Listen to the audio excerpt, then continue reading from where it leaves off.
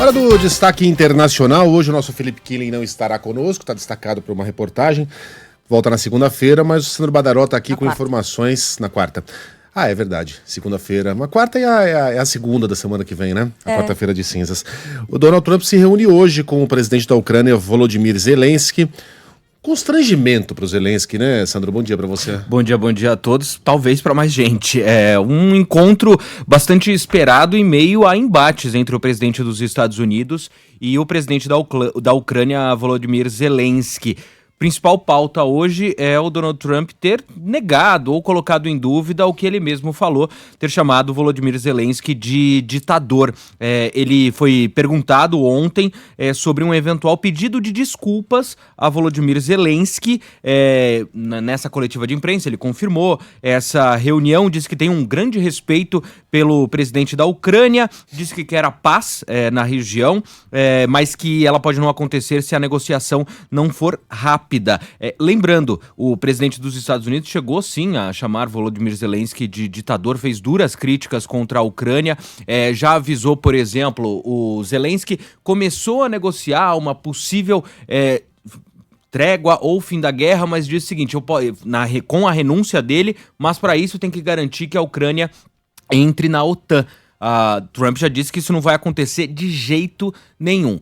O que tem por trás desse encontro de hoje? Por que a situação pode ficar um pouco mais calma? Porque a expectativa é de que os dois países assinem um acordo para a exploração de minerais raros na Ucrânia. Isso pode, economicamente, tirar ali da frente esse embate político entre os dois. Então, essa é uma reunião bastante esperada hoje. Lembrando, Donald Trump tem, diferente do que aconteceu no governo Biden, defendido um pouco mais a Rússia em relação à invasão que aconteceu, a guerra que já dura 3 anos na região. E outra saia justa envolvendo o Trump foi com o premier do Reino Unido durante a coletiva de imprensa de ontem. Ele interrompeu o Keir Starmer e pediu que ele parasse de falar sobre a história dos Estados Unidos incorporarem o Canadá.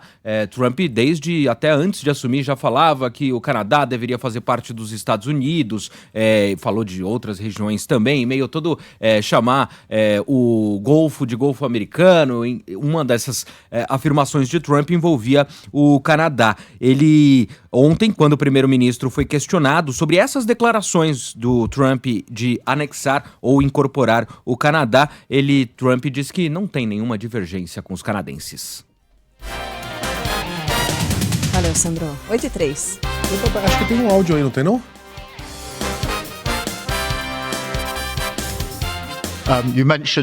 Você mencionou o Canadá, mas acho que está tentando criar uma divergência que não existe entre nós.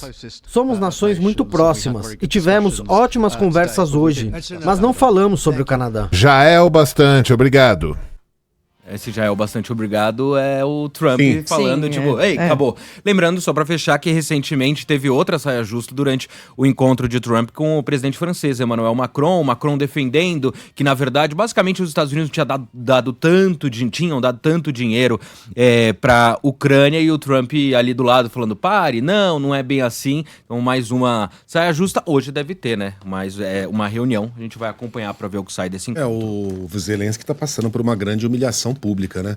Ele confiou nos Estados Unidos. Ele entrou nessa guerra, ele se aproximou da OTAN, ele encarou a Rússia porque tinha garantias dos Estados Unidos. Mas o presidente era outro. Sim, mas era um país, né? Os dois governam em nome de um país e está sendo esfaqueado pelas costas agora. O que está sendo feito com a Ucrânia agora, Sheila, dá pra gente comparar com os termos do Tratado de Versalhes de 1919. A Alemanha perdeu território, a Alemanha teve que pagar indenizações. A Ucrânia está sendo tratada como um país derrotado na guerra e como um país que iniciou a guerra. Mas a Ucrânia foi invadida pela Rússia. A gente esquece disso, né? Trump parece esquecer disso. Aliás, quando ele chama Zelensky de ditador, traços autoritários são comuns naquela região entre os governantes. Mas certamente Putin está muito mais próximo do que se pode chamar de ditador do que Zelensky. Né? E sobre Putin, Trump não tem nada a dizer. E a Ucrânia está sendo espoliada, né? Está sendo esfolada publicamente pelos Estados Unidos. O nome disso é pirataria, é pilhagem. De novo, a Ucrânia está sendo tratada como se ela tivesse iniciado a guerra contra a Rússia, quando ela foi o país invadido e recebeu diversas garantias dos Estados Unidos que agora estão tomando para si o país. É um momento muito particular da história.